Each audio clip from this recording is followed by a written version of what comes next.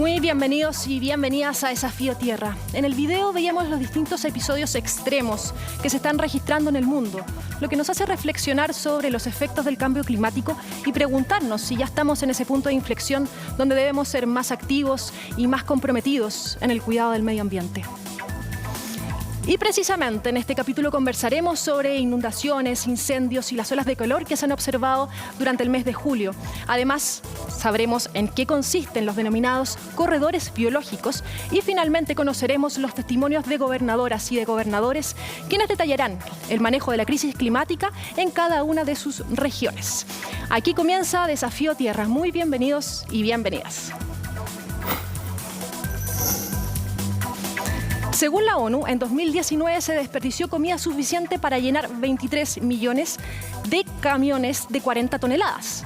Una cifra que es insostenible considerando la hambruna y también los impactos en el medio ambiente que producen los desechos orgánicos. Sin embargo, una iniciativa local busca hacerse cargo de este problema y reducir a cero el desperdicio de frutas y verduras de las ferias. Más detalles en el siguiente informe. Kilos y más kilos de comida se desperdician cada año. De hecho, el reporte de la ONU más reciente advierte que el 17% de los alimentos producidos alrededor del mundo terminan así. 931 millones de toneladas de comida perdida.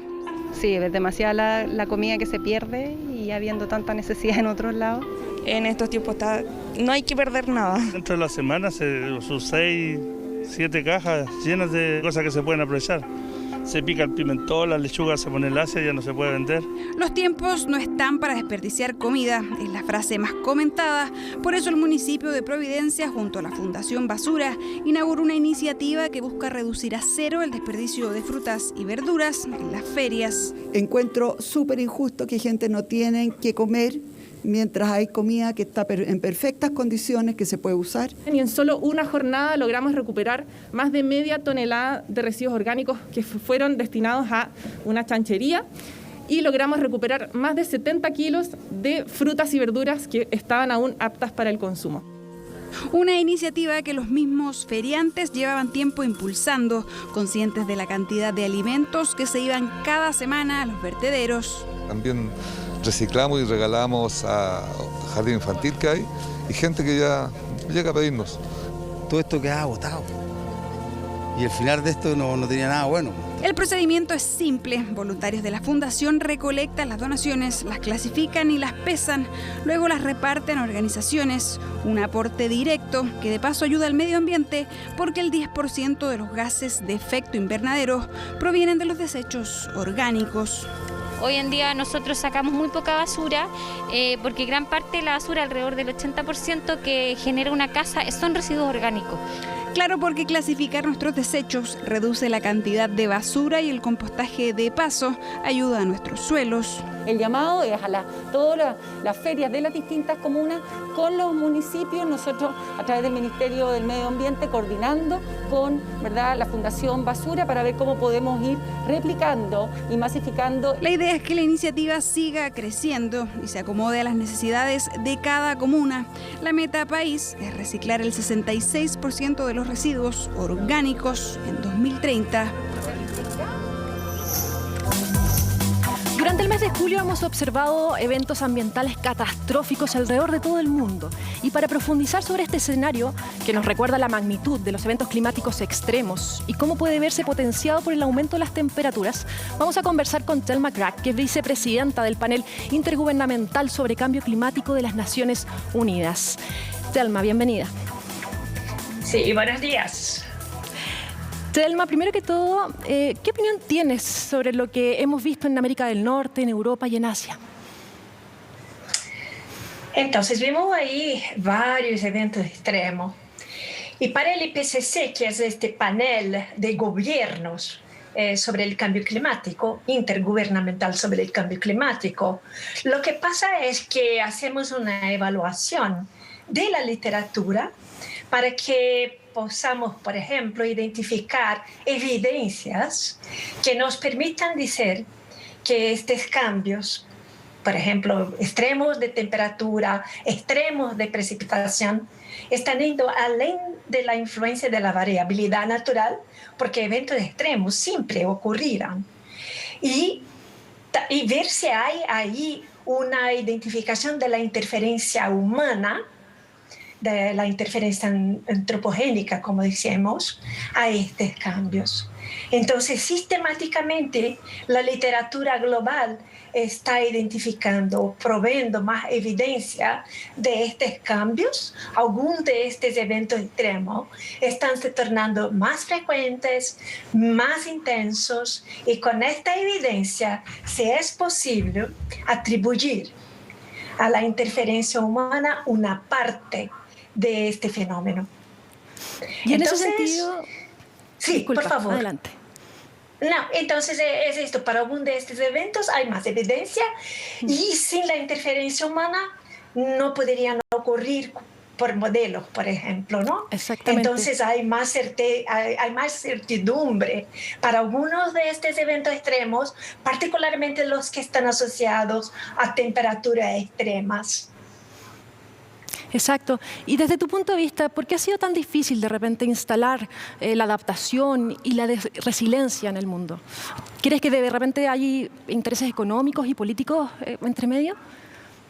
Sí, claro que por el IPCC siempre da la información y es interesante, Macarena, porque la información o los resultados del IPCC son acompañados de una probabilidad de ocurrencia.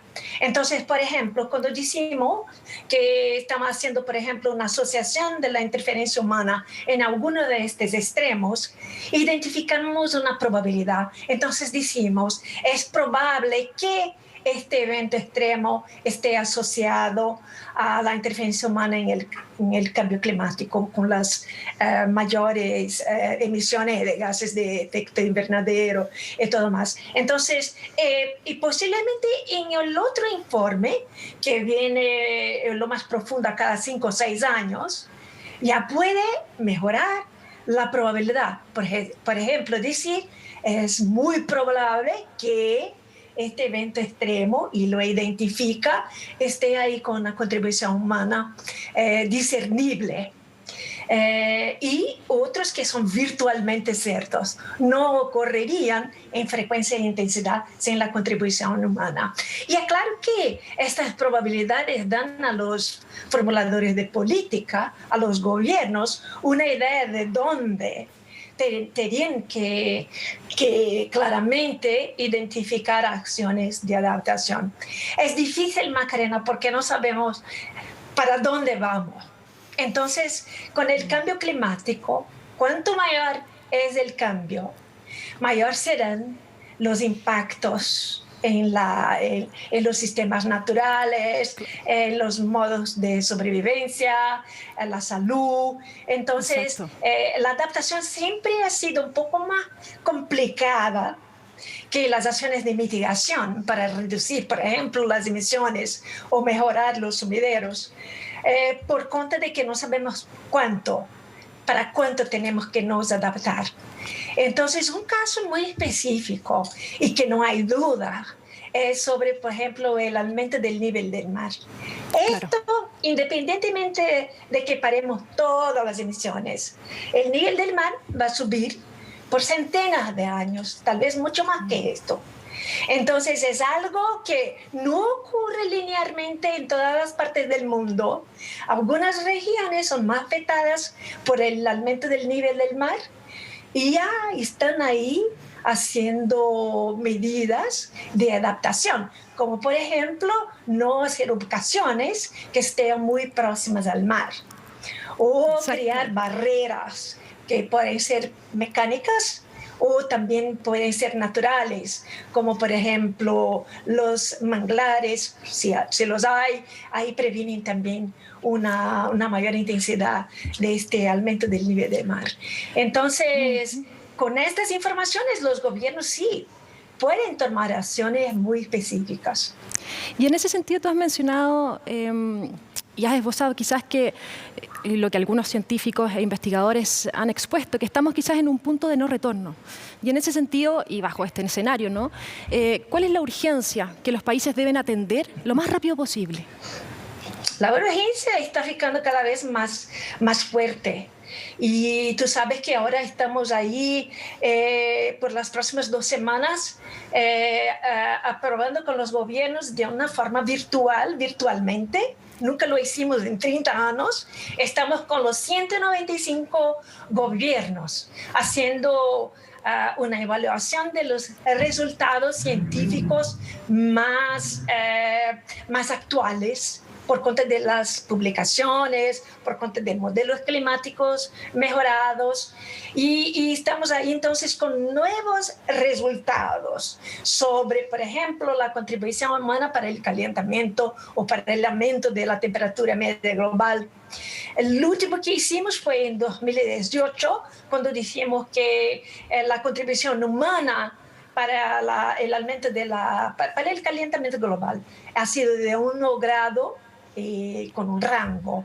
Y ahora vamos a dar un otro valor con otro rango y que va a mostrar la necesidad muy urgente de acciones que sean rápidas, extensas, en todos los sectores de la economía, todo. Nada fica sin cambio. Entonces, es claro que los científicos buscan que las informaciones sensibilicen los gobiernos para que acciones inmediatas sean practicadas. Y particularmente... Sí, por favor, no, Macarena. Si crees que con respecto a lo que tú estás mencionando y la evidencia que ustedes proveen, ¿crees que los gobiernos, la sociedad civil y las empresas también están utilizando esa misma evidencia para ir tomando decisiones? Creo que está mejorando, particularmente para los sectores privados. Es claro que la sociedad civil, yo creo que siempre esté bastante sensibilizada con esta cuestión. Los jóvenes ven esto como una interferencia en su futuro. Si no hacemos algo ahora, puede ser que su futuro no sea tan brillante como nosotros tuvimos. Entonces, pero los gobiernos es un poco más complicado. Y particularmente cuando estamos hablando de transformaciones, no estamos hablando de cambios sencillos, estamos hablando de perfectas transformaciones, transformaciones de la forma del uso de la energía, de la supresión, vamos a decir, del uso de los combustibles fósiles, de la manera como plantamos, como hacemos la agricultura, la manera como tratamos nuestros bosques, la manera como nosotros consumimos. Entonces, los procesos industriales, los desechos, entonces es todo. Es un cambio muy significativo y para lo cual, por ejemplo, las distinciones entre las capacidades de los países desarrollados y las capacidades de los países en desarrollo son bastante grandes. Entonces, claro, la búsqueda de financiamiento para acciones, particularmente por los países en desarrollo que tienen otras maneras de desarrollar. Por ejemplo, utilizando energías renovables al invés de utilizar los combustibles fósiles, el óleo, gas y también el carbón. Entonces, no solamente la plata, solamente el financiamiento, pero estamos hablando también de capacitación, estamos hablando de una transferencia de tecnología. Entonces, son temas que no son nuevos. El IPCC siempre demostró la urgencia, pero ahora yo digo que es urgentísimo, porque los impactos, los riesgos de los impactos, tanto para los sistemas humanos, nuestros ecosistemas, ya están muy amenazados. Y claro que las pérdidas financieras serán muy grandes con estos impactos. Exactamente. Mira, la última pregunta, porque se nos hizo muy corta la entrevista. Hay quienes entregan propuestas tan extremas como el poder del uso coercitivo, ¿no? el uso militar, y otras sanciones también que van de la mano del derecho internacional. ¿Cuál es tu visión al respecto? Si nos pudieras contestar de forma cortita. Yo como IPCC no puedo decir exactamente lo que pasa, porque nosotros proveemos las informaciones y los gobiernos tienen que, de una manera global, hablar y resolver cómo será hecho esto. Entonces te doy una respuesta muy simple, porque no puedo dar mi opinión como vicepresidenta del IPCC sobre lo que va a pasar, pero espero que los países se acomoden, se entiendan de una manera que pueda ahí evitar el cambio climático, que es realmente una amenaza para todos. Thelma Crack, vicepresidenta del panel intergubernamental sobre cambio climático de las Naciones Unidas, muchísimas gracias por la entrevista y por la conversación y por todo lo que nos dejas ahí para reflexionar. Gracias, Macarena, y gracias también a todos que están ahí en CNN nos oyendo. Gracias. Muchas gracias, que estés bien. Nosotros nos vamos a una pausa y ya volvemos con más de Desafío Tierra.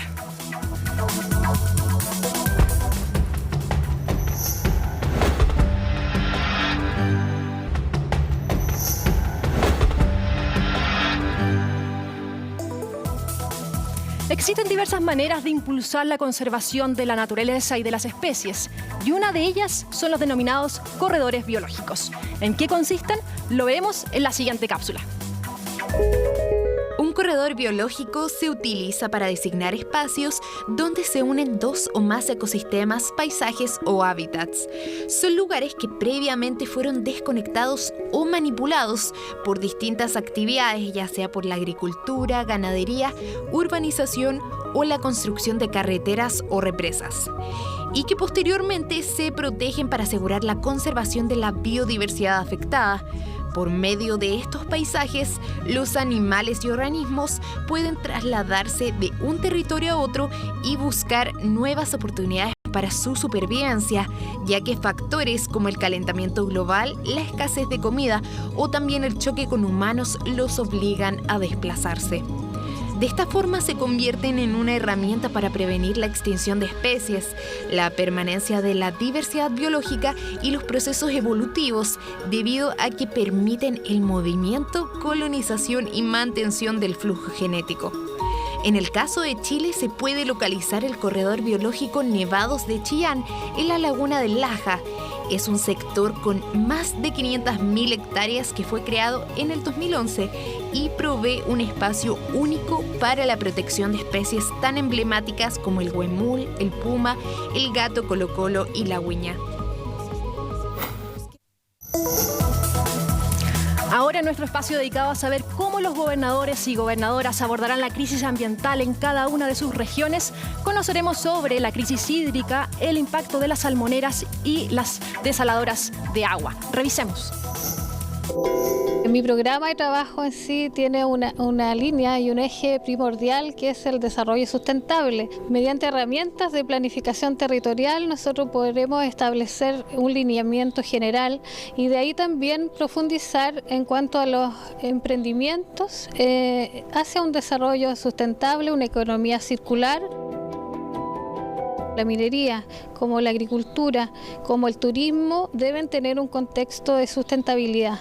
Las plantas desaladoras, el proceso de osmosis inversa en sí tiene mucho que destacarse, sin embargo hay un área que es de la devolución, ¿cierto?, salina hacia el mar, que causa un gran impacto en la flora y fauna marina. Es un tema que se debe abordar por un diseño distinto de lo que son las plantas desaladoras, poder reciclar quizá esa sal y que no tenga que ser devuelta al mar, porque finalmente esa es la condicionante que perjudica los procesos en sí mismos. El cambio climático llegó para quedarse y cada vez más escasa el agua, para la cual debemos hacer un uso eficiente de este vital elemento, y eso significa concientizar y distribuir bien el agua. Necesitamos acumular más agua y filtrar nuestro acuífero, tecnificar la pequeña agricultura, desalinizar agua, especialmente para nuestros cercanos costeros. La Universidad O'Higgins, los distintos organismos especializados y los grupos ambientales serán nuestros aliados en las políticas que impulsaremos desde el gobierno regional para el mejor uso y cuidado del agua.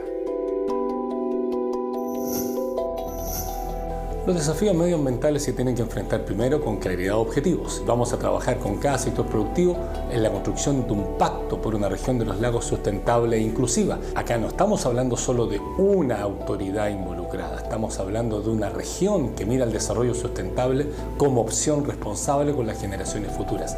Y mi impresión es que con algunos complementos de las facultades que hoy tiene el gobernador regional y la institucionalidad ambiental existentes, hay instrumentos suficientes para abordarlo, pero hay que hacerlo de manera distinta, de manera coordinada, de manera integral, con una evaluación consistente de los pros y los contras de toda iniciativa productiva en la región, y eso va a ser aplicable para toda la actividad productiva de la región: salmonicultura, acuicultura, turismo sustentable, actividad marítimo-naviera y, que duda cabe, el sector agropecuario.